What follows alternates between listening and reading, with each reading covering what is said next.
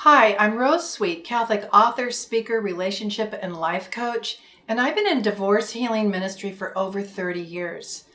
I know the anxiety and the hope and the delight that you can think about possibly getting married again and blending families and doing all those wonderful warm family things again with somebody. But don't rush. Children took a big hit in the divorce. We sometimes never even know the pain that they experienced and the damage that they sustained until years later when they're in their 20s and 30s and beyond. Please don't be in such a rush that you invite more pain into your children or somebody else's children's life when you don't have to. I've also been through this myself. I was anxious to do all those wonderful things as a family again. It makes you feel good. It makes you feel like you belong and that you have purpose. But there are issues that we're not aware of. And this is what I want to help you take a look at this time. And I'm going to give you 5 things to ask before they meet your children or before you meet their children. So number 1, are you serious enough or close enough in your conversations that you are talking engagement, that you're that close to actually getting engaged? Don't let your kids meet before then. Remember that engagement should not be rushed and just a time to get ready for a wedding. Engagement is also for the children. It's a time to begin to do those things slowly as a family, so you can get to know each other and ease into the new married life. Don't be in a hurry like I was and so many other people. It will just bring more pain. So don't introduce your kids. Definitely talk about your children to them and vice versa, and we'll get to that in the other points. But just wait. Wait until you know that this relationship is going to last. Kids already saw a parent leave or be taken away from them. They will get attached to a new person that you bring into their life, and then if that relationship ends, they're going through another divorce and more heartbreak, and something happens. Something may begin to close off in the child. So this is real stuff. Number 1, don't introduce your kids until you are serious enough to even be talking about engagement. Number 2, have I shared enough about my children to my love? Instead of just saying, come on over and meet my kids, and they kind of don't know that much about them, spend some time talking. Even on the first date, you can start talking about your kids. But let them know about your children and their ages, their personalities, the things that they're proud of, the things that they're good at, the things they struggle with. And listen too, if there's children on the other side of this person you are dating, get to know those children in conversation through the eyes of their parent before you meet. I remember one time a couple rushed into this, and the guy had a very painfully shy daughter. And his date didn't know that. She was very bubbly and outgoing and like me. And on that first time that they got together, she kind of lunged for that child to open that child up. And she did more damage. The child just kind of wilted and pulled away. And had she known that the child was painfully shy and she should take a slow approach, things would have gone much better. So have you shared enough about your children to your potential new love or a spouse? And have you also learned about his or her children? Number 3, are your children aware of your freedom to date? Now, especially in Catholic families with older children, they know what divorce and remarriage is not allowed, and they know that annulment is required.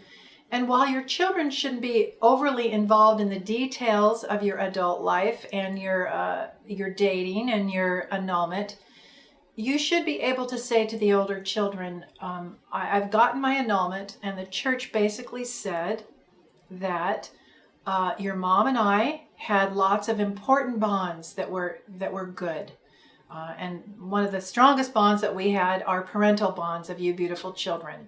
The church does not even worry about those bonds, but she's looking for, did we have what it took for a valid marriage bond?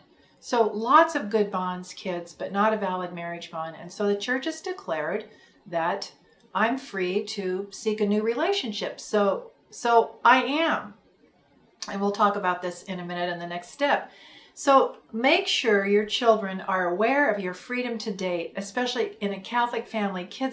Older kids know these things, and you don't want to give them too much information, but you want to let them know. It helps them relax and trust you that you're living your life according to your faith. Number 4, and this goes with the preceding question, have I appropriately introduced the topic of dating and remarriage to my children? Now, first of all, you're not ever going to go to your kids and ask permission to date or permission to marry. You are the adult. You don't lower yourself down and elevate the child to make an adult decision. Don't put yourself in that posture. What you do is go to the children and say, I'm thinking about dating again. I'm kind of excited. What are you thinking? I would like to hear your thoughts. And you could even say, I'm not asking your permission, because some kids may assume that authority over you. But listen to them, talk to them, ask do you have any fears or worries or concerns? And in the end, assure them that you will always listen to them and consider what they have to say, and communicate clearly and openly with them. So don't just spring it on the kids like, oh, kids, I'm coming over to pick you up on Friday night for a weekend visitation. I'm bringing Mary Beth or Jim. Don't do that. Talk to them first, and eventually say, I am dating someone special, and I think we're going to be meeting next month. And again, make room for the children to go, uh-oh, or whatever their reaction is. Some kids will be thrilled. Some kids will be terrified. Your children are your children. You know them best, but ease into it and don't rush. Number 5, this is really important.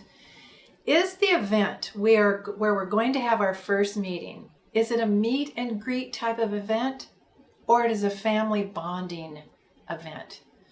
Don't do family bonding. Meet at a restaurant, and after dinner, everybody go home. Don't go back to the house and sit around and watch TV and eat popcorn like families do. Not yet. Have it be, ease into this. Don't go to Mass together. People who are sitting in pews together and worshiping together are bonding together. That's a family activity.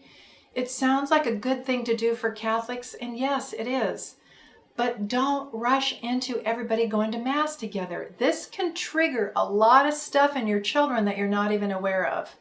Kids don't always know what their feelings are, and they don't know how to appropriately communicate them. And we might, and we usually do, forget to make a time and place to ask them, how's everything going with you? So let me say those 5 again. Are you serious enough to engagement? Close enough to engagement? Have I shared enough about my children and learned about his or her children prior to ever meeting? Are my children aware of my freedom to date? Number 4, have I appropriately introduced dating and remarriage in conversation to my kids and allowed room for their commentary, their fears, their questions, whatever? And number 5, are we meeting in a meet and greet environment rather than a family bonding in place?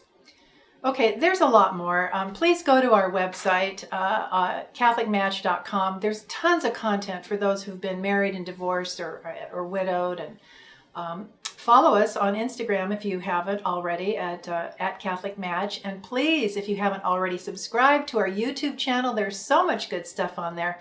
YouTube.com/CatholicMatch, all one word. And just get back out there. Do it right, relax, and enjoy.